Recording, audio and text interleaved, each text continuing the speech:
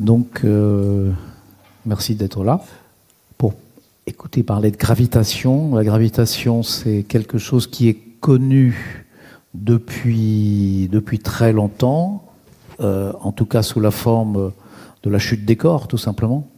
Les corps tombent, lorsqu'on les lâche, ils tombent vers le sol, et c'est ça la manifestation première et la plus évidente de la gravitation.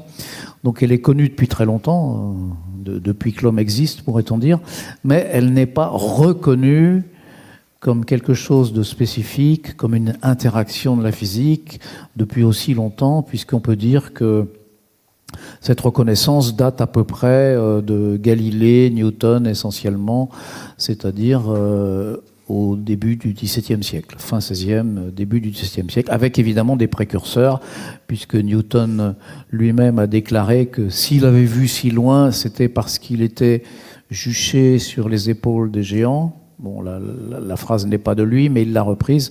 Et ces géants, ce sont Galilée, Kepler, Copernic et beaucoup d'autres, tous les philosophes de la nature de l'Antiquité grecque aussi.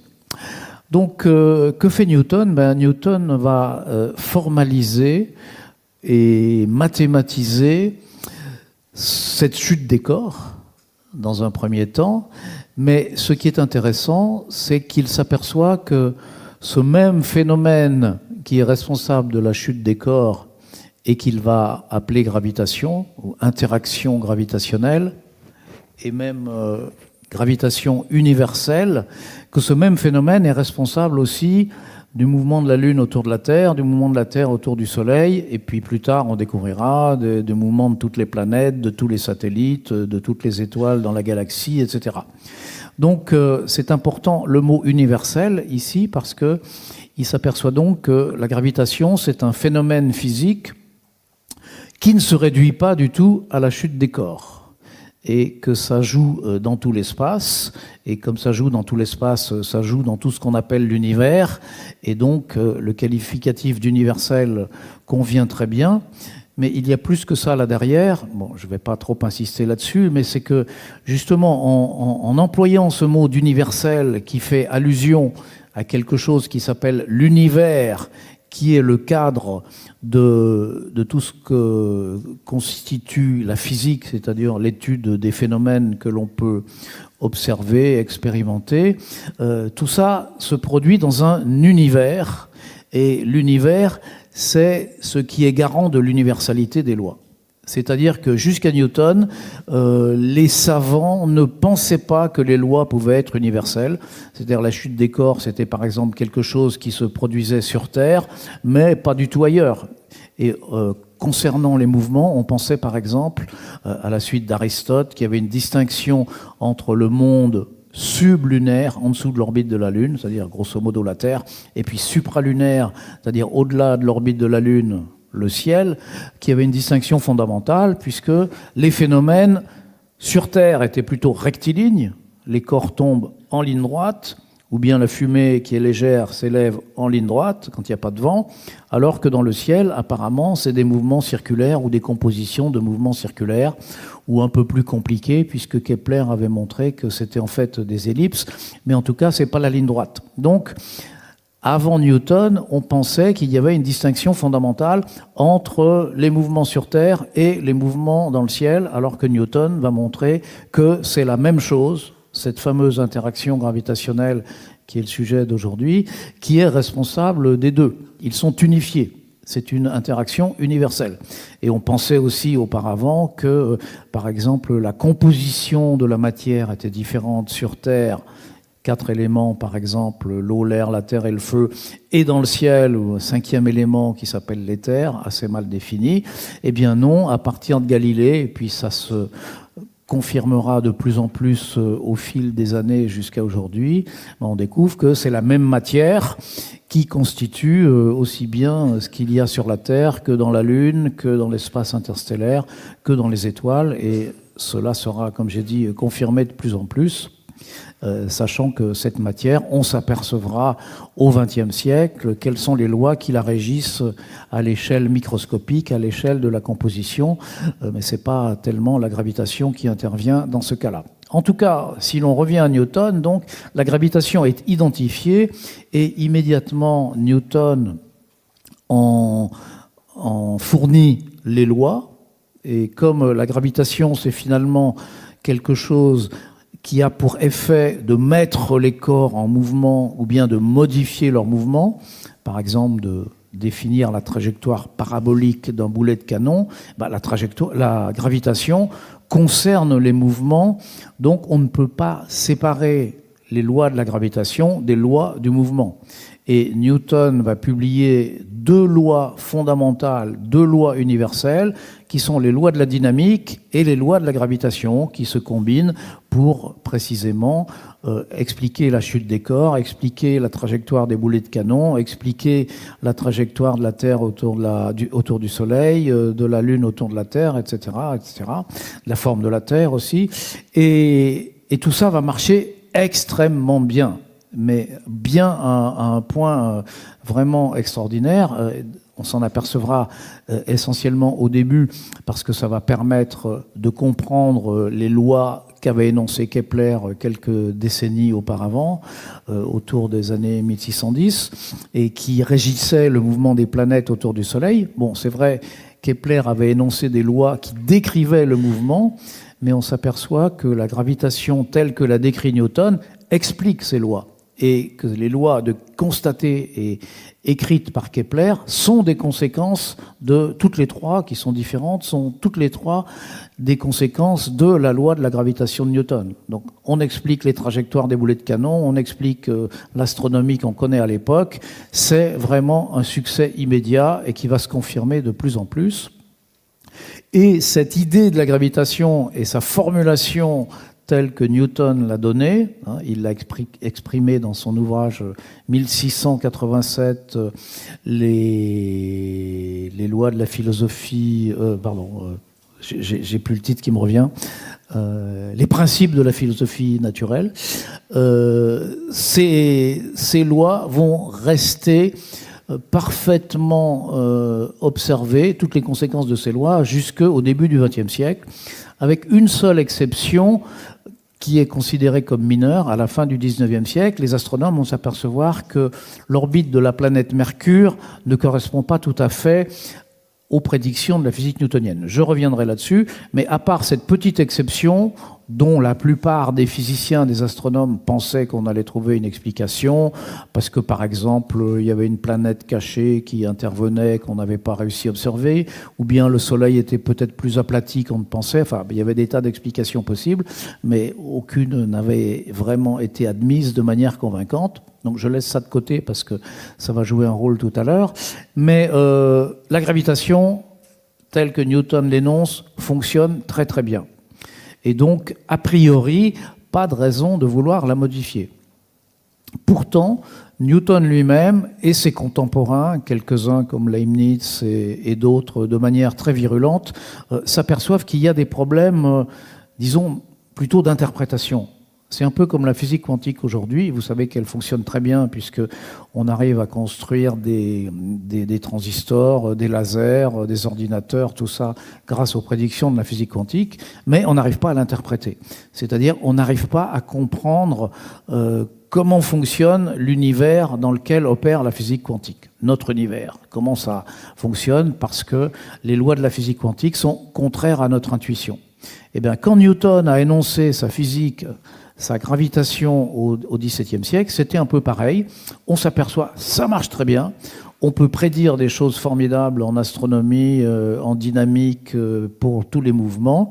Mais il y a des choses bizarres. On ne comprend pas comment un corps peut agir sur un autre corps à distance, sans contact. On ne comprend pas ce que c'est que l'espace dans lequel se propage l'interaction gravitationnelle. Et puis d'autres questions sur lesquelles je reviendrai peut-être tout à l'heure. Mais en tout cas, il y a un problème qui est plutôt un problème philosophique, c'est-à-dire quelle est la nature de l'univers impliquée par les lois de la gravitation newtonienne. dont Newton lui-même se rend bien compte et dont ses adversaires, comme Leibniz à l'époque et quelques autres, sont de manière assez virulente opposés, et puis d'autres comme Ernst Mach plus tard, le philosophe Emmanuel Kant, et puis Einstein lui-même, et puis encore d'autres, vont dire cette théorie n'est pas admissible. Alors que, je répète encore, elle fonctionne parfaitement. Mais bien qu'elle fonctionne parfaitement, beaucoup de gens disent il faut la changer parce que philosophiquement, ça ne tient pas le coup. Et ça sera la position d'Einstein qui va modifier les choses au début du XXe siècle. Alors je passe entre tout ce qui se passe jusqu'au début du XXe siècle, parce que cette physique de Newton est appliquée, comme je vous ai dit, avec beaucoup de succès. On découvre, par ailleurs, les astronomes découvrent beaucoup de choses dans le ciel, des étoiles, les mouvements des étoiles qu'ils commencent à analyser. Tout ça fonctionne très bien avec la physique newtonienne. Donc succès, succès, succès. Cette physique newtonienne est retravaillée par des gens comme Lagrange, comme Laplace et d'autres, qui sont des physiciens aussi, qui la mettent sous une forme différente, mais c'est toujours la même théorie, et c'est des travaux théoriques extrêmement intéressants, mais je passe là-dessus, parce que ça ne modifie pas fondamentalement la conception de cette interaction gravitationnelle.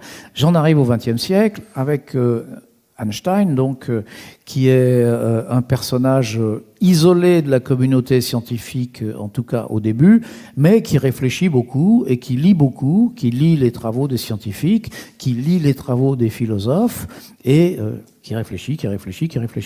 Et il se rend compte de ces problèmes que je viens de mentionner, des problèmes, disons, plutôt philosophiques, métaphysiques de la physique newtonienne, et il se dit, il faut changer ça. Alors, il va y réussir de la manière qu'il souhaitait, et il va le faire en 2 temps, qui sont, en simplifiant un petit peu, 1905, sa loi de la relativité restreinte, et 1915, sa loi de la relativité générale. Sachant qu'en 1905, la loi de la relativité restreinte ne concerne pas la gravitation proprement dite, mais elle concerne essentiellement les conceptions, les notions de l'espace et du temps. Et plus exactement, c'est la théorie qui énonce la disparition de ces notions. Alors, ce n'est pas directement le sujet de la gravitation, mais on ne peut pas comprendre la théorie de la relativité générale qui va venir après et qui traite de la gravitation, qui va donc modifier complètement la physique newtonienne pour décrire la gravitation, qui va introduire des nouvelles lois, une nouvelle conception. On ne peut pas comprendre ça sans avoir déjà compris la physique, la relativité restreinte, c'est-à-dire cette théorie physique qui déclare que le temps et l'espace, finalement, sont des illusions, que ça n'existe pas, et qu'il existe une entité plus complexe qui s'appelle l'espace-temps. Alors, ne croyez pas que l'espace-temps, c'est la réunion de l'espace et du temps, c'est quelque chose de complètement différent, avec des propriétés bien différentes. C'est assez contraire à notre intuition, donc c'est assez difficile de vous en rendre compte dans un exposé de durée aussi limitée, parce que quand on fait court et qu'on essaye d'expliquer ce que c'est que la relativité restreinte et l'espace-temps, c'est quand même un certain nombre d'heures de cours que je ne veux pas vous asséner ici. Et puis ça va bien mieux quand on connaît à fond ce qu'on appelle la géométrie non euclidienne. Je ne vais pas vous faire non plus un cours de géométrie non euclidienne. Mais en tout cas, il faut comprendre que la révolution de 1905, qui est donc l'introduction de l'espace-temps, c'est le premier pas nécessaire pour la gravitation. Et je dirais, c'est le pas le plus difficile. C'est-à-dire, si vous avez compris vraiment, mais je dis vraiment comprendre, c'est-à-dire, c'est pas dire oui quand on va vous le dire, si vous avez vraiment compris que le temps n'existe pas, là, vous êtes prêt à comprendre la relativité restreinte et la relativité générale. Si vous l'avez pas compris, c'est même pas la peine d'essayer. Donc, c'est l'étape cruciale qui ne parle pas encore de gravitation, mais qui introduit l'espace-temps, cette notion d'espace-temps. Alors pourquoi cet espace-temps est important? Parce que la deuxième théorie d'Einstein, la théorie de la relativité générale, se fonde sur l'espace-temps. Et elle va dire la gravitation, c'est la forme de l'espace-temps. Parce que cet espace-temps, il a une certaine forme, un peu comme une surface peut avoir une forme. Si je prends la surface de cette table, elle est plane. Donc on peut dire elle n'a pas de forme finalement. Ou sa forme, c'est la forme la plus simple, c'est-à-dire une forme plane. Mais si je prends un drap froissé, un manteau, un tissu ou n'importe quoi, ou tout simplement la surface de la Terre, il y a des trous, il y a des bosses, il y a une forme. Il y a une forme qu'on exprime, par exemple, mathématiquement par une courbure. C'est-à-dire, si je veux décrire la forme de la Terre avec des montagnes et des vallées, je vais dire, il y a des courbures que je vais appeler positives, qui sont les montagnes, des courbures négatives, qui sont les vallées. Eh bien, ce que dit Einstein, c'est l'espace-temps. Alors, c'est plus compliqué qu'une surface à 2 dimensions, parce que ça a 4 dimensions, mais mathématiquement, c'est un peu pareil, ça peut être déformé, ça peut avoir une courbure, et cette courbure, c'est ça la gravitation. Alors évidemment, c'est quelque chose de très très différent de ce que disait Newton, parce que Newton disait quoi? Newton disait, par exemple, pourquoi la Terre tourne autour du Soleil? Parce que le Soleil attire la Terre. Et c'est ça la gravitation. Le Soleil attire la Terre. Concrètement, ça veut dire quoi? Le Soleil exerce une force sur la Terre, une force gravitationnelle à distance. Et cette force gravitationnelle agit sur la Terre et la force, justement, d'où le terme, la force a modifié son mouvement. C'est-à-dire que la Terre, au lieu d'aller tout droit dans l'espace, elle suit une certaine courbe. Et quand on fait le calcul, on trouve exactement l'orbite de la Terre autour du Soleil, qui, comme vous le savez, est une ellipse, et c'est pareil pour toutes les planètes. Donc, l'idée de Newton, c'est un corps massif comme le Soleil exerce une force d'autant plus élevée que sa masse est élevée, et cette force agit sur les autres corps, comme la Terre, et elle agit également de plus en plus intensément selon que la masse de l'objet est élevé. Donc le Soleil, qui est un objet très massif, exerce une force qui se sent jusqu'à la distance de la Terre ou même des autres planètes les plus lointaines et qui les empêche de s'échapper dans l'espace et qui les force justement à tourner autour en suivant des orbites elliptiques. Et quand on fait le calcul, ça marche très très bien. Einstein ne dit pas du tout ça. Einstein, il dit le Soleil, qui est massif, va modifier la forme de l'espace-temps. C'est un peu comme si vous avez un drap tendu qui est donc plan, bien étiré. Vous placez un objet, ça va le modifier, ça va lui donner une courbure. Voilà, la présence du Soleil dans l'espace-temps, ça va courber l'espace-temps. Ça va modifier la forme de l'espace-temps. Et les planètes comme la Terre, quand elles sont dans l'espace-temps modifié, puisqu'il est courbe, il n'y a pas de ligne droite. Si vous avez une espèce de cuvette comme la forme d'un drap comme ça, courbée, il n'y a pas de ligne droite. Si vous lancez une boule dans la cuvette, qu'est-ce qu'elle va faire?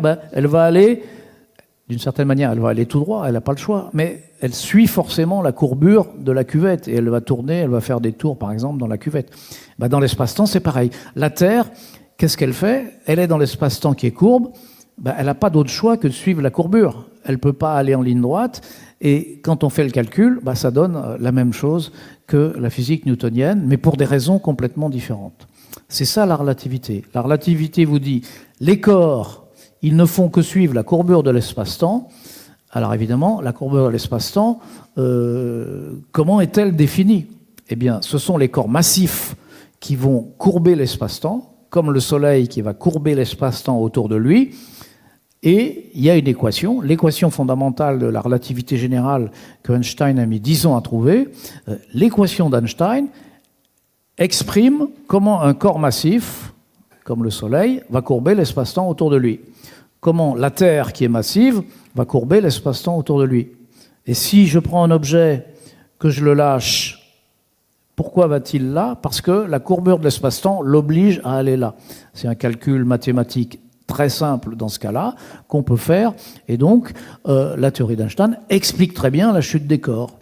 La théorie d'Einstein explique très bien le mouvement des planètes, le mouvement des comètes, le mouvement des satellites. Alors vous allez me dire, oui, mais ça explique pareil, donc qu'est-ce qu'on gagne? Qu'est-ce qu'on gagne? C'est qu'on s'aperçoit, par exemple, que cette petite anomalie de la planète Mercure que je mentionnais tout à l'heure, elle est parfaitement expliquée par la relativité générale. Pourquoi? Parce que la planète Mercure, c'est la planète la plus proche du Soleil. Donc l'intensité de la gravitation, ou bien dans le langage relativiste, l'intensité de la courbure créée par le Soleil, c'est là qu'elle est la plus forte. Et donc c'est Mercure qui sent parmi toutes les planètes le plus fortement l'influence du Soleil. Et là, on s'aperçoit que quand on fait le calcul par la relativité générale et le calcul par la physique newtonienne, ça ne donne pas tout à fait le même résultat. Il y a une différence toute petite, mais qu'on peut mesurer. Et la bonne, c'est la relativité générale. Donc là, on commence à s'apercevoir que la bonne théorie, c'est plus celle de Newton, c'est la théorie de la relativité générale. Bon, ça a convaincu quelques physiciens, mais pas encore tout le monde. Alors, la relativité générale, elle date de 1915, et la confirmation va venir en 1919. Pourquoi ? Parce qu'en 1919, on va s'apercevoir de manière très concrète, très directe, très explicite, que les rayons lumineux ne se propagent pas en ligne droite, que les rayons lumineux se propagent en ligne courbe. C'est pas que le rayon lumineux, il va toujours tout droit, mais il va tout droit, entre guillemets, dans un espace-temps qui est courbe. C'est-à-dire, si je suis dans une cuvette et je dis je vais tout droit, vous allez tout droit, mais vous suivez la courbure de la cuvette. Donc la trajectoire que vous suivez, elle est courbe.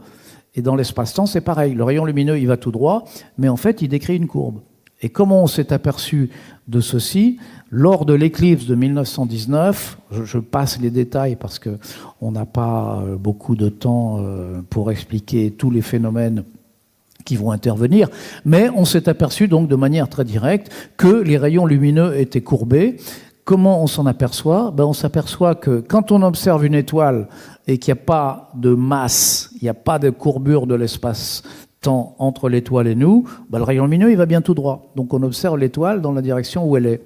Mais si le Soleil arrive entre l'étoile et nous, ça va courber l'espace-temps, et donc le rayon lumineux, au lieu d'aller tout droit comme ça depuis l'étoile jusque vers nous, il va suivre une courbe. Et comme il arrive dans cette direction, on a l'impression que l'étoile est là. Et donc on voit effectivement, lorsque le Soleil s'interpose, on voit la position de l'étoile qui varie, et quand le Soleil est passé, la position de l'étoile revient. L'étoile, évidemment, n'a pas bougé, c'est le rayon lumineux qui s'est courbé. Alors, évidemment, on ne peut pas faire ça non plus si on est ébloui par la lumière du Soleil, parce que derrière une étoile derrière le Soleil, on ne la voit pas, sauf si c'est pendant une éclipse, parce que la Lune masque la lumière du Soleil, donc on peut très bien voir l'étoile, et quand le Soleil arrive et passe devant, le Soleil masqué par la Lune, on voit la position de l'étoile qui bouge puis qui revient après. Donc cette expérience a été faite en 1919, et là, du jour au lendemain, si vous voulez, les physiciens ont compris que oui, les rayons lumineux étaient bien courbés parce qu'ils se propagent dans l'espace-temps courbe, et c'est là que Einstein, du jour au lendemain, est devenu la célébrité que vous connaissez, quelqu'un dont on a commencé à parler dans tous les journaux, quelqu'un qui a fait des conférences partout, quelqu'un qui est devenu le génie de la physique, d'autant plus qu'à ce moment-là,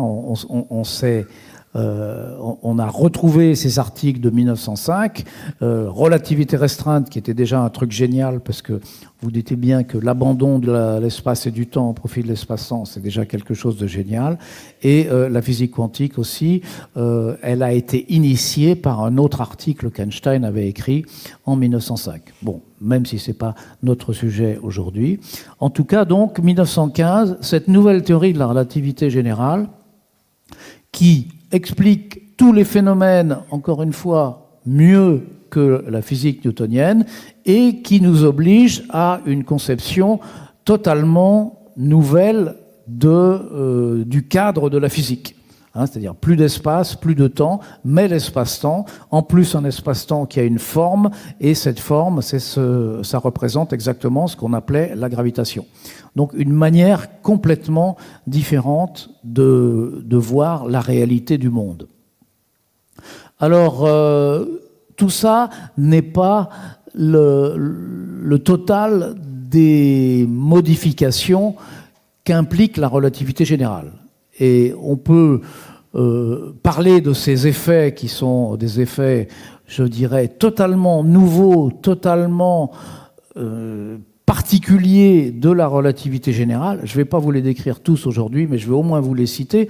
Alors, la première chose, c'est qu'effectivement, comme les rayons lumineux se propagent dans un espace-temps qui est courbe, l'optique n'est plus la même. Donc, il y a une optique qu'on peut appeler l'optique gravitationnelle relativiste. Pourquoi gravitationnel? Parce que les rayons lumineux se propagent dans l'espace-temps. Cet espace-temps est déformé et il est déformé par la gravitation. Et cette déformation va modifier les lois de l'optique puisque les rayons lumineux ne se propagent pas en ligne droite. Et ça va avoir énormément d'effets en astronomie, par exemple, puisqu'en astronomie, on observe des étoiles ou des galaxies lointaines qui se propagent dans l'espace-temps courbe, et on sait bien que cette propagation des rayons lumineux n'est pas en ligne droite, parce que tout simplement, il n'y a pas de ligne droite. Avec des effets qui s'appellent les mirages gravitationnels, les lentilles gravitationnelles, dont je parlerai dans un moment, mais qui sont des effets totalement nouveaux. C'est-à-dire que ça n'existe par exemple pas du tout en physique newtonienne et en optique classique, parce que on peut voir d'une étoile, on peut voir plusieurs images, ou on peut voir une image qui est amplifiée, on peut voir une image qui est déformée. Et tout ça, on l'observe aujourd'hui. On a commencé à l'observer il y a quelques décennies. Ça a été quelque chose qui a beaucoup impressionné la communauté, d'abord des astronomes, puis tous les physiciens. C'est-à-dire observer des situations où on observe plusieurs images d'un même objet ou une image complètement déformée. Maintenant, on a observé des milliers de situations de ce genre et il ne s'agit plus du tout de confirmer cet effet qui maintenant est bien confirmé, bien décrit par la relativité générale, mais plutôt de s'en servir comme un outil d'exploration. Encore une fois, je peux faire un parallèle avec la physique quantique. On a découvert en physique quantique des phénomènes très très bizarres qui ont tellement surpris les gens au début du XXe siècle qu'ils se sont dit il faut faire des expériences pour les confirmer. Par exemple, l'expérience d'Aspect, Alain Aspect, qui vient d'avoir le prix Nobel, pour confirmer des effets tellement bizarres que beaucoup de gens ne voulaient pas y croire. Maintenant, ces effets ont été confirmés, donc il y a maintenant une trentaine d'années. Et bien non seulement ces effets ont été confirmés, mais maintenant on les utilise. On les utilise pour faire des ordinateurs, pour faire des lasers, tout ce que vous voulez. Donc des effets complètement bizarres, complètement contraires à notre intuition. Et voilà, c'est devenu des outils pour explorer l'univers. En relativité, c'est pareil. Cette courbure des rayons lumineux, c'est un outil qui est utilisé pour explorer l'univers. Autre type d'effet en relativité générale qui n'existe pas du tout, c'est je vous disais la disparition du temps. Et la disparition du temps, ça se manifeste par deux sortes d'effets qu'on va appeler les décalages et les délais. C'est quoi? C'est simplement que si j'observe quelque chose qui dure, mettons, je sais pas, 10 secondes, un phénomène qui dure 10 secondes, moi, mon observation de ce phénomène va durer, par exemple, 11 secondes. C'est-à-dire qu'il y a un décalage de 1 seconde entre la durée d'un phénomène et la durée de quelque chose. Par exemple, j'observe, je sais pas, une supernova en train d'exploser, bon, une explosion qui va durer 2 jours, vraiment des phénomènes physiques qui ont une durée de 2 jours. Mon observation va durer 2 jours et quelques. 2 jours et 1 heure, par exemple. Une particule comme les muons, qui a un temps de vie d'1 millionième de seconde, c'est-à-dire qu'un muon, dès qu'il est créé, au bout de 1 millionième de seconde, il se désintègre. Et ça, des muons, il y en a plein qui sont créés dans notre atmosphère. Eh bien, un muon dont on sait que sa vie ne peut durer qu'un millionième de seconde, on arrive à l'observer pendant 10 millionièmes de seconde. Tout ça, c'est ce qu'on appelle des décalages et qu'on ne peut expliquer que dans le cadre des théories de la relativité. Il y a 2 sortes de décalages. Soit c'est dû au mouvement de l'objet qu'on observe, par exemple le cas du muon, soit c'est dû à la gravitation, justement au fait que les rayons lumineux se propagent dans l'espace-temps courbe. Et ça marche, quelle que soit la manière dont on observe un objet. Souvent, on observe les objets visuellement, comme moi je vous observe ou comme vous m'observez, mais on peut aussi les observer en utilisant le rayonnement X, le rayonnement radio, etc.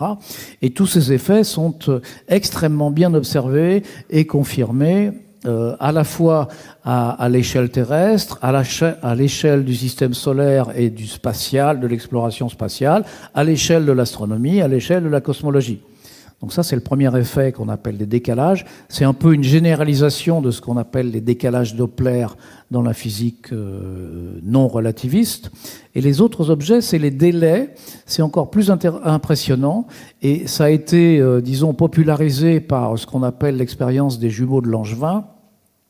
En résumant, vous imaginez deux jumeaux qui évidemment ont le même âge, et puis qui vivent ensemble, donc ils fêtent leur 20e anniversaire, par exemple, ensemble, et il y en a un qui part voyager dans l'espace, qui va très loin, et puis qui va revenir, et quand les jumeaux se retrouvent, il y en a un qui a 40 ans, et il y en a un qui a 30 ans. C'est-à-dire, il y en a un, pendant qu'il y en a un qui vivait 20 ans, l'autre a vécu 10 ans, celui qui voyage. Donc, c'est complètement contraire à notre intuition, c'est complètement impossible à concilier avec l'existence du temps, mais c'est comme ça. L'expérience a été faite, non pas avec des jumeaux, mais avec des horloges atomiques, avec des particules, et c'est un effet qui est parfaitement confirmé. Et alors, il a commencé à être confirmé une vingtaine d'années après que la relativité ait été énoncée par Einstein, avec cet effet qu'il avait prévu, mais il ne pensait pas que ça serait un jour mesurable. Donc ça a été quand même confirmé grâce à des progrès technologiques que je ne vais pas détailler ici. Et depuis, ça a été confirmé un nombre incalculable de fois.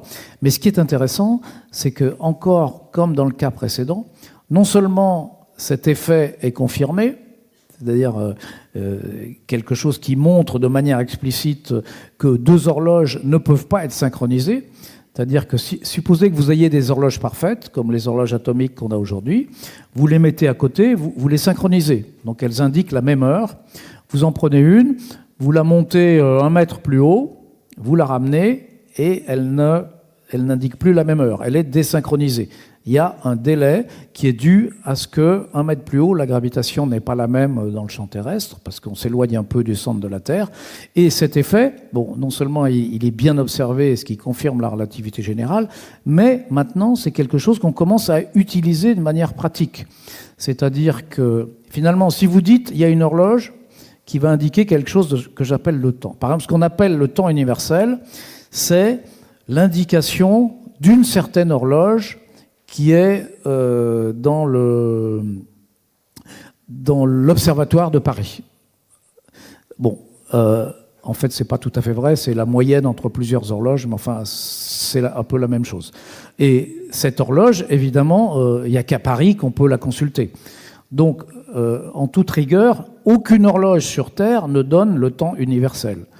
Parce que vous pouvez prendre votre horloge parfaite, ici, à Nantes, vous l'amenez à Paris, vous la synchronisez avec l'horloge qui donne le temps universel, vous la ramenez ici, vous lisez très bien, et puis vous la ramenez à Paris, vous constatez qu'elle n'indique plus du tout la même chose que l'autre horloge.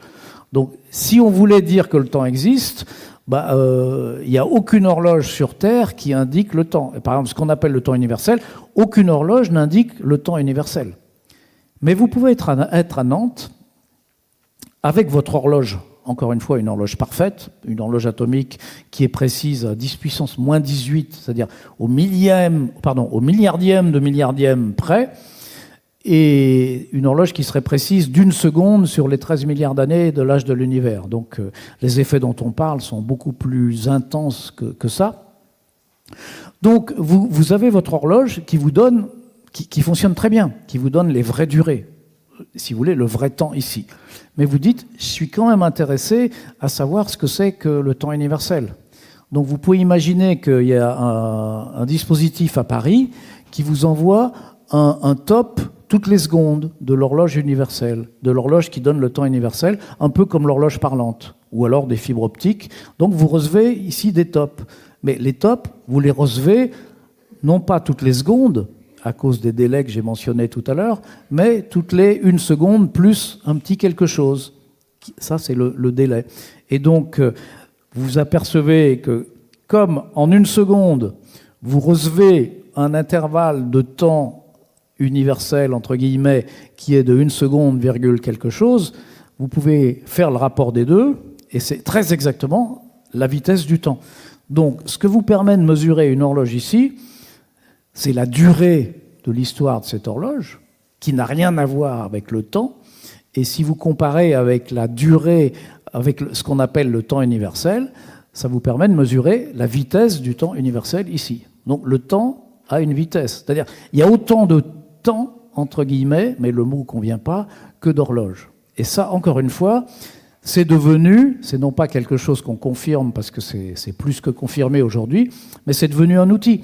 Parce que supposez, par exemple, ça peut servir d'altimètre. Par exemple, supposez que vous vouliez connaître la hauteur du bâtiment d'à côté par rapport à ici. Vous prenez 2 horloges parfaites, vous les synchronisez, vous emmenez l'autre au sommet du bâtiment, vous prenez une fibre optique ou vous envoyez des tops avec une horloge, vous mesurez tous les combien, vous recevez les tops d'une seconde, ça va être 1 seconde virgule quelque chose, vous faites le rapport des deux, vous mettez ça, vous faites le calcul dans le champ de gravitation terrestre et ça vous donne la hauteur du bâtiment d'à côté. On commence à utiliser ça comme altimètre. Ou alors c'est pareil, vous avez 2 horloges identiques, vous les mettez à côté, et puis vous regardez si elles restent synchronisées ou pas. Et s'il y en a une qui est désynchronisée, ça veut dire que sous cette horloge, il va par exemple y avoir quelque chose de très massif qui va un peu courber l'espace-temps, ou si vous voulez en langage ordinaire, qui va engendrer de la gravitation, qui va donc déformer l'espace-temps, et vous allez recevoir la seconde de cette horloge un peu décalée ici, et en faisant le rapport des deux, vous allez percevoir, il y a quelque chose, il doit y avoir une grosse masse ici. Et on commence à s'en servir pour faire de la détection des nappes d'eau ou des nappes d'hydrocarbures pour la prospection. On commence aussi à s'en apercevoir si ça change, parce que ça peut être le signe qu'il y a un séisme ou une éruption volcanique qui se prépare. Donc on en est au stade où ces effets complètement contraires à notre intuition et complètement contraires à l'existence du temps et de l'espace, qui justement sont la manifestation concrète du fait que le temps n'existe pas, deviennent des outils technologiques pour mesurer d'autres choses. Donc ça, c'est des choses, ce dont je vous parle, c'est quelque chose qui est actif sur Terre, mais il y a d'autres phénomènes nouveaux grâce à la relativité générale qui sont aussi très bizarres, dont on a beaucoup parlé ces derniers temps, qui sont par exemple les ondes gravitationnelles et les trous noirs. Il y a autre chose qui est la cosmologie, dont je dirai un mot aussi tout à l'heure. Alors, qu'est-ce que c'est que les ondes gravitationnelles, par exemple? Les ondes gravitationnelles, ce sont tout simplement des déformations de l'espace-temps, mais qui se propagent. Qu'est-ce que c'est qu'une onde? Vous savez bien ce que c'est qu'une onde. Le plus simple, c'est de regarder, vous avez une surface d'eau bien tranquille, vous jetez un caillou, et ça fait des vagues, des vaguelettes qui se propagent. Qu'est-ce que c'est qu'une vaguelette? C'est une onde qui concerne le niveau de la surface de l'eau. C'est pareil. Si vous avez un phénomène massif qui implique des masses très intenses et qui implique des vitesses élevées aussi, si vous agitez l'espace-temps d'une certaine manière, l'espace-temps, selon la relativité générale, il agit un peu comme un milieu élastique. C'est-à-dire, si vous le secouez un peu, ça va le perturber, ça va créer de la courbure. Et exactement comme quand vous perturbez la surface de l'eau, ça crée de la courbure. Et la propagation de cette courbure, ce sont les vagues. Là, c'est pareil. La courbure va se propager et ce sont ce qu'on appelle les ondes gravitationnelles. Alors, les ondes gravitationnelles, Einstein avait deviner ou même calculer leur existence très rapidement après avoir mis au point sa théorie. Ensuite, il est revenu là-dessus, il a dit « je me suis trompé », et puis d'autres ont dit « mais non, tu as raison », puis d'autres ont dit « mais non, tu t'es encore trompé » et tout. Ça a été assez long, mais tout le monde s'est mis d'accord 20 ou 30 ans après sur l'existence de ces ondes gravitationnelles, sauf que tout le monde pensait c'est un phénomène intense, mais si on a un phénomène intense qui est très lointain, l'onde gravitationnelle, elle s'atténue. C'est-à-dire, si vous jetez un caillou dans un lac et que vous êtes à 1 kilomètre, vous n'allez pas voir l'influence des vagues créées par ce caillou. Donc, elles sont atténuées et tout le monde pensait qu'on n'arriverait jamais à les détecter. Jusqu'à ce qu'on découvre l'interférométrie, que dans les années 70-80, il y ait des chercheurs, alors ceux qui ont eu le prix Nobel récemment, là, se disent Peut-être qu'en utilisant les procédés interférométriques, on va arriver à mesurer le passage des ondes gravitationnelles. Comme vous le savez, ça a été réussi il y a je ne sais plus combien d'années maintenant, 6 ans, quelque chose comme ça, la première détection d'ondes gravitationnelles. C'est quoi? Quand une onde gravitationnelle arrive sur Terre, eh bien, ça veut dire que la séparation entre deux objets qui sont fixes, qui ne bougent pas, la séparation change, malgré tout. Elle change très peu. Le calcul montre que pour un phénomène typique d'onde gravitationnelle, deux objets qui seraient séparés d'1 million de kilomètres vont bouger d'une distance qui n'est même pas la taille du noyau d'un atome. Donc c'est pour ça que ça paraît impossible à mesurer. Eh bien si, grâce à l'interférométrie et grâce à une technologie absolument merveilleuse, on est arrivé à construire des détecteurs d'ondes gravitationnelles. On en a détecté aujourd'hui, je ne sais plus à combien on est, quelques centaines. Et d'où ça vient? Ça vient du fait qu'il y a des objets extrêmement massifs, extrêmement compacts, des trous noirs dont je vais parler dans un instant, qui vont très vite, qui sont en train de tourner l'un autour de l'autre. En tournant, ils se rapprochent. En émettant justement, en perdant de l'énergie, qui sont des ondes gravitationnelles, ils se rapprochent tellement qu'ils vont fusionner, ils vont rentrer l'un dans l'autre, et c'est comme deux gouttes d'eau. Quand vous avez deux gouttes d'eau qui fusionnent, ça fait une goutte d'eau plus grosse. Et là, les deux trous noirs vont finir par fusionner et former un trou noir plus gros qui va un peu osciller avant de se stabiliser. Tout ça émet des ondes gravitationnelles. C'est à des milliards d'années-lumière de nous. Donc, elles se propagent, elles sont très atténuées. Et on est arrivé quand même à détecter leur passage sur Terre. Donc ça, c'est quelque chose qui est totalement nouveau, attendu depuis maintenant quasiment un siècle. Donc je vais dire que c'est sans doute une des observations physiques et astrophysiques les plus importantes du siècle. D'autant plus que ça met en évidence le phénomène qui a été à l'origine de ces ondes gravitationnelles, à savoir des trous noirs.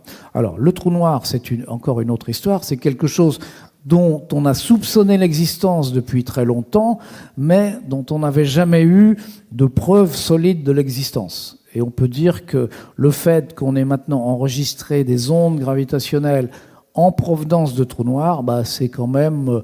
je ne vais pas dire une preuve absolue, parce que la preuve absolue, ça n'existe quasiment jamais en physique, mais c'est quand même une indication extrêmement précise et convaincante que ces objets tout à fait bizarres que sont les trous noirs existent réellement dans l'univers. À votre santé. Alors, qu'est-ce que c'est qu'un trou noir? On peut le décrire de deux manières. On peut le décrire comme un objet très massif et très compact, ou bien on peut le décrire comme une sorte de configuration de l'espace-temps à un endroit où la courbure est absolument extrême. Bon, c'est la même chose, c'est deux manières différentes de voir l'objet, mais imaginez, qu'est-ce que c'est qu'une étoile, par exemple? Une étoile comme le Soleil, c'est un objet massif, et évidemment cet objet massif, il s'attire gravitationnellement lui-même, c'est-à-dire qu'il a envie de s'effondrer sur lui-même, et s'il ne s'effondre pas sur lui-même, c'est qu'il y a quelque chose qui le retient. Qu'est-ce qui le retient? C'est la pression. La pression de quoi? La pression de cette espèce de gaz qui forme la matière du Soleil lui-même.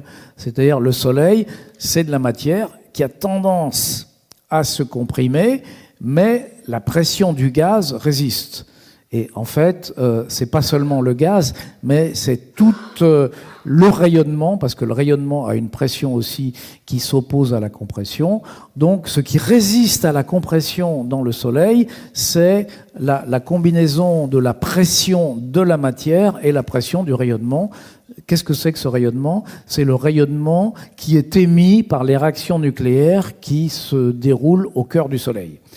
Au cœur du Soleil, il y a des réactions nucléaires qui émettent du rayonnement, des photons. Ce rayonnement, il va être plus ou moins piégé dans la matière du Soleil. Il va finir par s'échapper pour nous arriver, mais il ne s'échappe pas tout de suite. Et ça veut dire que le Soleil, c'est à la fois une boule de matière et une boule de rayonnement. Et ça résiste, ça fait une pression qui résiste à la gravitation, à l'effondrement. Il y a d'autres étoiles qui s'appellent par exemple les naines blanches, où la pression de la matière et du rayonnement n'est pas suffisante pour résister à la gravitation. donc elles sont beaucoup plus compactes, mais à ce moment-là, il y a autre chose qui est un phénomène quantique qui s'appelle j'ai oublié le terme, ça va me revenir. Enfin, il y a une pression d'origine quantique qui s'oppose, et c'est une sorte d'équilibre de nature complètement, la pression de dégénérescence. Voilà, mais c'est un mot technique. Je ne vais pas vous expliquer ici ce phénomène de physique quantique, parce que la matière devient, comme on dit, dégénérée, et ça crée une nouvelle sorte de pression qui va s'opposer. C'est pareil avec les étoiles à neutrons. À ce moment-là, ce sont des neutrons qui sont dans un état qu'on appelle dégénéré avec une pression. Donc, c'est trois manières de résister à l'effondrement gravitationnel. Mais vous pouvez avoir une situation où aucune de ces pressions n'est suffisante, tellement la gravitation est forte, et le truc s'effondre, et il continue à s'effondrer, et il continue à s'effondrer, et plus rien ne l'arrête. C'est un effondrement éternel, si vous voulez. C'est un effondrement éternel avec une compacité qui devient tellement énorme qu'on a ce qu'on appelle le phénomène trou noir, qui se caractérise par le fait qu'une fois que ça a commencé, plus rien ne peut en sortir. Tellement la gravitation est intense. Même pas la lumière. C'est pour ça qu'on dit qu'il est noir, parce que si on voit un objet, c'est qu'il y a de la lumière qui nous arrive de cet objet. Si rien n'arrive, ben c'est noir. Donc comme rien ne peut sortir, aucune lumière, aucun rayonnement ne peut sortir du trou noir, ben il est noir. Et comme il est très très massif, très très compact, ça veut dire qu'il crée une courbure de l'espace-temps énorme, il attire tout va tomber dedans, c'est un trou. Donc le mot trou noir convient très bien. Alors ça a été imaginé très tôt, parce que même avec la physique newtonienne, on peut imaginer quelque chose de ce genre. Bon, mais la théorie ne permettait pas de le décrire, et puis ça a été un petit peu oublié. Mais au début du XXe siècle, très rapidement après qu'Einstein a énoncé sa théorie de la relativité générale, en 1915, je crois que c'est un an après seulement, il y a un physicien qui s'appelle Karl Schwarzschild, un physicien allemand, qui a trouvé une solution qui permet de décrire un trou noir. Donc les gens, les physiciens relativistes se sont intéressés à cette solution. Ils ont été très surpris des résultats. Je passe donc sur tous les détails. Mais ce qu'il y a d'intéressant, c'est qu'ils se sont aperçus qu'il y avait autour de ce trou noir une zone qu'on appelle l'horizon, qui est la limite au-delà de laquelle rien ne peut sortir. C'est-à-dire, le trou noir, il est entouré par une enveloppe complètement fictive, mais cette enveloppe marque la distance de laquelle un objet, s'il est à l'intérieur de cet horizon qui entoure le trou noir, il ne peut plus jamais en sortir, même si c'est de la lumière. Donc, c'est comme si c'était pour nous le bord de l'univers, puisqu'on ne peut absolument rien savoir de ce qui se passe dans le trou noir. Sauf que ça a une influence quand même gravitationnelle, et que un trou noir peut, par exemple, si c'est un gros trou noir, il peut attirer des étoiles. Il attire des étoiles, il les avale, et la masse du trou noir va encore augmenter. Il va devenir de plus en plus gros, de plus en plus gros. Et en fait, on observe deux sortes de trous noirs dans la nature. Il y a ce qu'on appelle les trous noirs stellaires. On les appelle stellaires parce qu'ils ont des masses qui sont de l'ordre de la masse du Soleil. Quand je dis de l'ordre, ça peut être 10 fois, 20 fois, 30 fois, quelque chose comme ça. Et on pense qu'ils ont été créés par des explosions d'étoiles.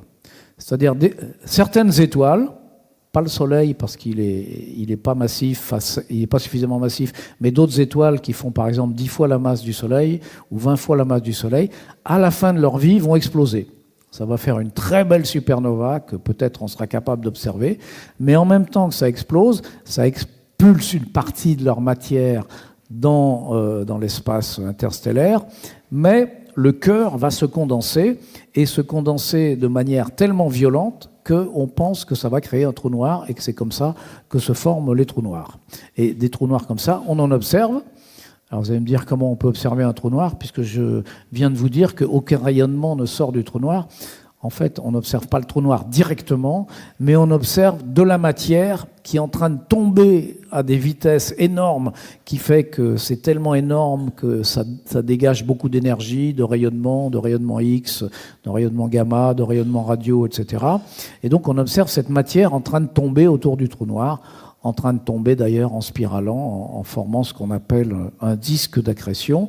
Et donc c'est comme ça qu'on a commencé à détecter les trous noirs par leur émission de rayonnement radio ou de rayonnement X dans les années 70-80. Au début, on ne savait pas trop ce que c'était, mais on s'est aperçu que quand on se demandait qu'est-ce qui pouvait émettre autant d'énergie en occupant un volume aussi petit, ça ne pouvait pas être autre chose qu'un trou noir.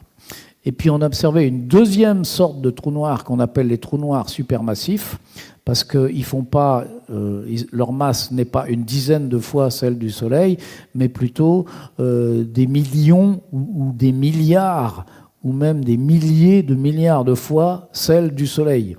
Et comment se sont formés des trous noirs comme ça?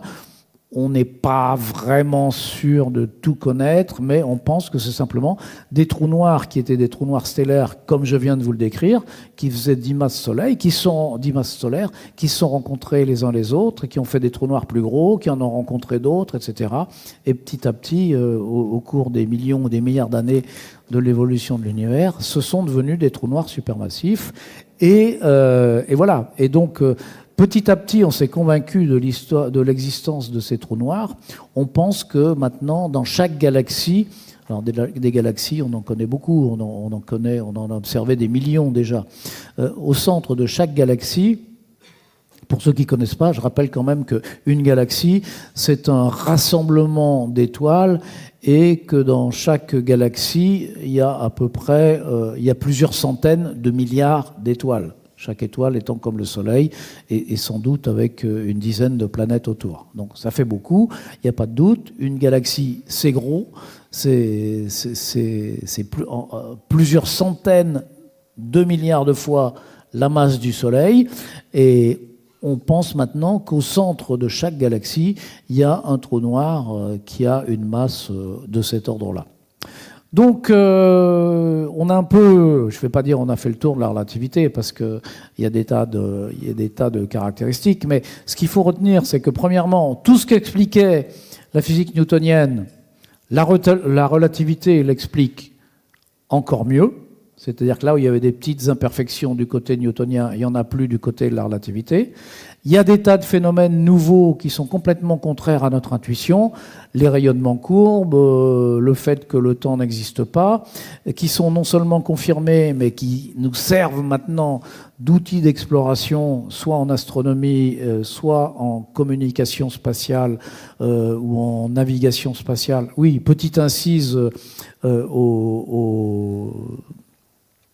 à ce propos, le GPS que je pense beaucoup de gens utilisent, que peut-être certains ont utilisé pour arriver jusqu'ici, fonctionne grâce à ces effets de relativité. C'est-à-dire, si vous construisiez le logiciel du GPS en supposant que le temps existe, ce qu'ont fait au début les physiciens de la NASA parce qu'ils n'étaient pas convaincus par ce que leur disaient leurs collègues physiciens relativistes, eh ben, le GPS, maintenant, on sait très bien, il a été étalonné, il se trompe de 22 km par jour. Donc, ça ne peut pas marcher. Donc, on est absolument obligé de tenir compte de ces effets, de tenir compte simplement du fait qu'il n'existe pas un temps qui s'écoulerait à la fois sur Terre et dans le satellite. Les satellites, ils sont à combien je crois à 300 km d'altitude, ceux du GPS, je ne sais plus. J'avais fait le calcul, mais bon. En tout cas, ça va plus. C'est inutilisable si on ne tient pas compte de ces effets. Oui, donc je disais que voilà, les effets de courbure des rayons lumineux, les effets temporels, l'existence des ondes gravitationnelles, l'existence des trous noirs, et puis des tas d'autres phénomènes, je dirais peut-être moins spectaculaires, mais qui permettent de comprendre ce qu'on observe dans l'univers. Parce que dans l'univers, vous ne pouvez pas décrire le fonctionnement de quelque chose d'aussi simple, entre guillemets, que le Soleil, si vous ne tenez pas compte des effets de la relativité générale. Et il y a des étoiles comme les étoiles à neutrons, les naines blanches, je ne vais pas tout énumérer, qu'on ne peut comprendre que dans le cadre de la relativité générale. Donc c'est une théorie non seulement qui marche très bien, mais sans laquelle on ne peut pas comprendre une énorme partie de l'astronomie et de l'astrophysique, sans laquelle on ne peut pas faire de télécommunication spatiale, sans laquelle on ne peut pas faire de navigation spatiale, sans laquelle on ne peut pas comprendre le comportement des horloges sur Terre, etc. Et puis, la dernière application dont je veux parler, c'est la cosmologie, parce que l'univers lui-même, qu'est-ce que c'est? C'est l'espace-temps qui nous abrite, avec tout ce qu'il y a dedans. Et si on veut faire cette discipline qu'on appelle la cosmologie, eh bien, il faut comprendre comment se comporte l'espace-temps à grande échelle, c'est-à-dire à échelle plus grande que les étoiles, à échelle plus grande que les galaxies, à échelle même plus grande que les centaines, que les amas ou les super-amas de galaxies.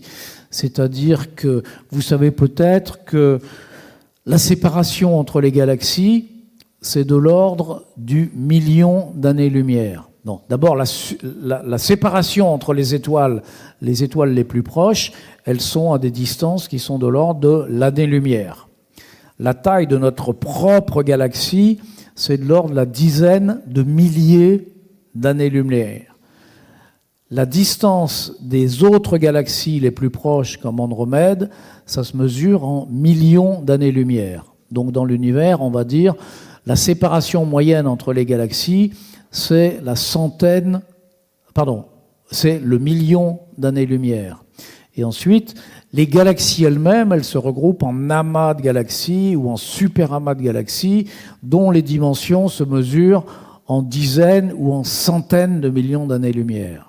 Et donc, quand on regarde l'univers avec une carte qui serait plusieurs centaines de millions d'années-lumière, on voit des grandes structures comme ça, les amas de galaxies, les super-amas de galaxies, et puis ça commence à devenir à peu près régulier, c'est-à-dire, bien sûr, ici il y a un super-amas, ici il y a du vide, mais quand on fait la moyenne à ces échelles de centaines de millions d'années-lumière, ça a l'air d'être à peu près homogène, d'être à peu près régulier. Et c'est à cette échelle-là c'est de ces échelles-là qu'on parle quand on fait de la cosmologie.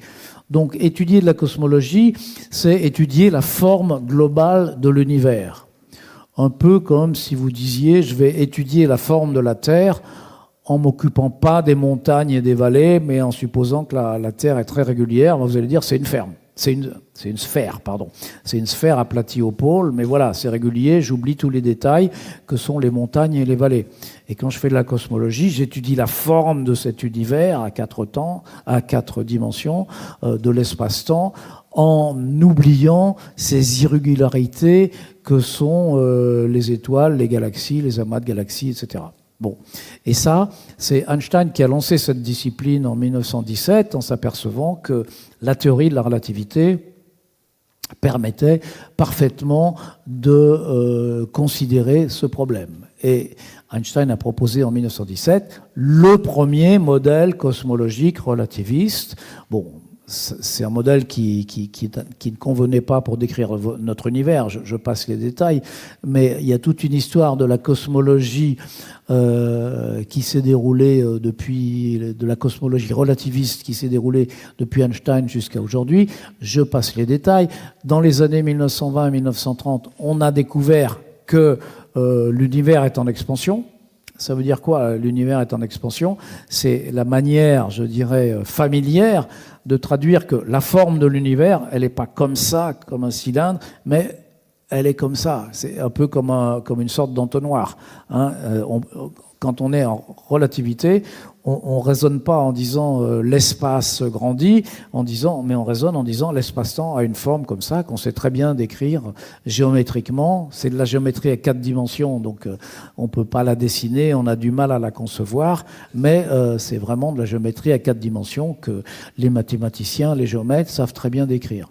Donc on a découvert l'expansion de l'univers, on a découvert ensuite que l'expansion s'accélère. Tout ça, on le traduit en langage courant comme je viens de le faire, mais ce sont des caractéristiques de la géométrie de l'espace-temps. Et la géométrie de l'espace-temps, c'est la gravitation. Donc la cosmologie, c'est essentiellement de la gravitation. Alors ensuite, bien sûr, on s'intéresse à d'autres choses, c'est-à-dire que puisque pour le dire dans un langage familier, l'espace grandit, ça veut dire que la matière qu'il y a dans l'espace se trouve de plus en plus diluée. Donc, dans le passé, elle était plus concentrée. Donc, si elle était plus concentrée, il y avait plus de pression, plus d'énergie, plus de température. Donc, dans le passé, l'univers était très différent de ce qu'il est aujourd'hui. C'est ce qu'on appelle les modèles de Big Bang. Bon, je ne vais pas vous les détailler. Il y a des tas de bouquins où c'est fait très bien. Mais donc, finalement, notre cosmologie, aujourd'hui, elle dépend, elle est complètement fondée sur la relativité générale. Donc, encore quelque chose qui marche très bien. Donc là, j'ai énoncé tout ce qui marchait bien, et maintenant, on peut se demander qu'est-ce qui ne marche pas, évidemment. Il n'y a pas grand-chose qui ne marche pas. Hein. C'est un peu comme la physique newtonienne au XXe siècle. Comme je vous ai dit, tout marchait très bien, sauf une petite chose qui était l'orbite de Mercure, et qui, en fait, a été quand même décisive pour le passage à la relativité générale. Donc, la relativité à notre échelle, ça marche très bien. La relativité à l'échelle du système solaire, ça marche très bien. Les fusées, les satellites, ça, tout va bien. L'astrophysique, ça marche très bien. Il y a une chose qui marche peut-être pas très bien, on ne sait pas, c'est ce qu'on appelle le problème de la masse cachée. Vous en avez sûrement entendu parler. Masse cachée ou matière noire ou matière sombre, enfin c'est la même chose. Tout simplement, on s'aperçoit, par exemple, en analysant une galaxie, que les étoiles vont trop vite et que, apparemment, la masse de la galaxie n'est pas suffisante pour les retenir. Donc, elles devraient s'échapper dans l'espace, et pourtant non, elles sont retenues dans la galaxie. Donc, réponse possible numéro 1, c'est la masse de la galaxie, elle est beaucoup plus importante que ce qu'on voit, parce qu'il y a de la matière qui est invisible, qu'on ne voit pas, et qui contribue à la gravitation, qui contribue à la courbure de l'espace. Donc une matière noire, une matière invisible, une matière cachée, on l'appelle de différents noms. Et ça fait un siècle qu'on la cherche sans la trouver. On a imaginé des tas de solutions, aucune ne marche. Donc ça commence à devenir problématique. Donc il y a beaucoup de gens qui se disent, est-ce que cette matière sombre existe vraiment, ou bien est-ce que c'est notre théorie, la théorie de la gravitation, qui ne marche pas? Je dirais c'est le seul point déficient de cette théorie de la relativité générale. Donc, aux très grandes échelles, on n'est pas tout à fait certain que ça fonctionne aussi bien qu'à toutes les autres échelles. Mais ça marche tellement bien pour le reste que c'est pas du tout facile d'inventer une autre théorie qui marche aussi bien que la relativité générale et qui réponde à cette question. Et quand même, il faut que je vous dise que les physiciens théoriciens dans le monde, il y en a un bon pourcentage qui travaillent sur cette question depuis des dizaines d'années et qui n'ont toujours pas trouvé de réponse.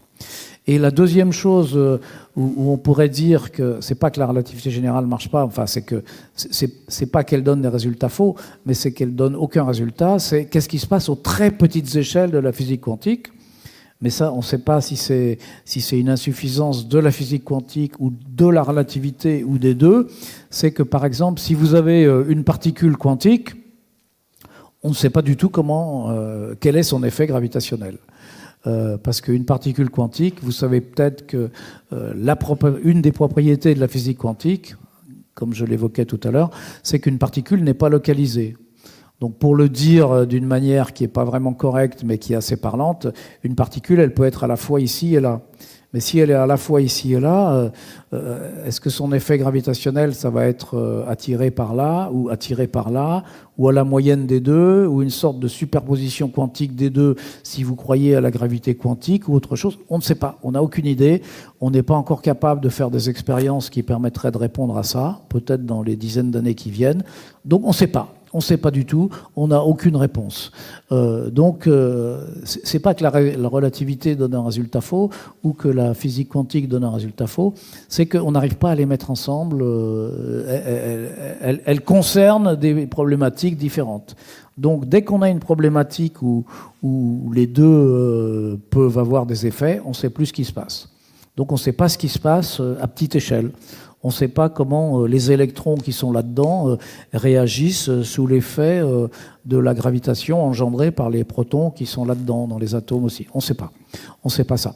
Et comme lorsqu'on a affaire à un trou noir, on pense qu'à l'intérieur du trou noir, il doit y avoir des effets de ce genre, c'est une des raisons pour lesquelles on ne sait pas non plus ce qui se passe à l'intérieur du trou noir, et on ne sait pas non plus ce qui s'est passé au début de l'univers, parce que, comme je vous le disais, à cause de l'expansion, l'univers il est de plus en plus concentré, jusqu'à un moment où la gravitation joue à des échelles qui sont les échelles microscopiques aussi, et donc on ne sait pas. Donc voilà 3 domaines qui sont l'infiniment petit, les trous noirs et le début de l'univers, où pour le moment on est incapable de faire des précisions, parce que ni la physique quantique toute seule, ni la relativité générale toute seule n'est capable de donner une réponse. Et puis à grande échelle, on a ce problème non résolu qui est, on appelle ça le problème de la masse cachée, mais vous avez bien compris que c'est pas le problème de la masse cachée. Le problème, c'est qu'il y a une dynamique, par exemple des galaxies, ou c'est pareil dans les amas de galaxies, qu'on observe, qui est en contradiction avec ce que dit la relativité générale. Donc la masse cachée, c'est pas un problème, c'est une solution possible de ce problème dont on a cru longtemps qu'elle était la bonne, et aujourd'hui on n'est pas si sûr que ça. Voilà, je m'arrête là. L'histoire de la gravitation, telle qu'elle est aujourd'hui, qui n'est peut-être pas terminée, mais ça, je reviendrai vous en parler dans quelques années, peut-être.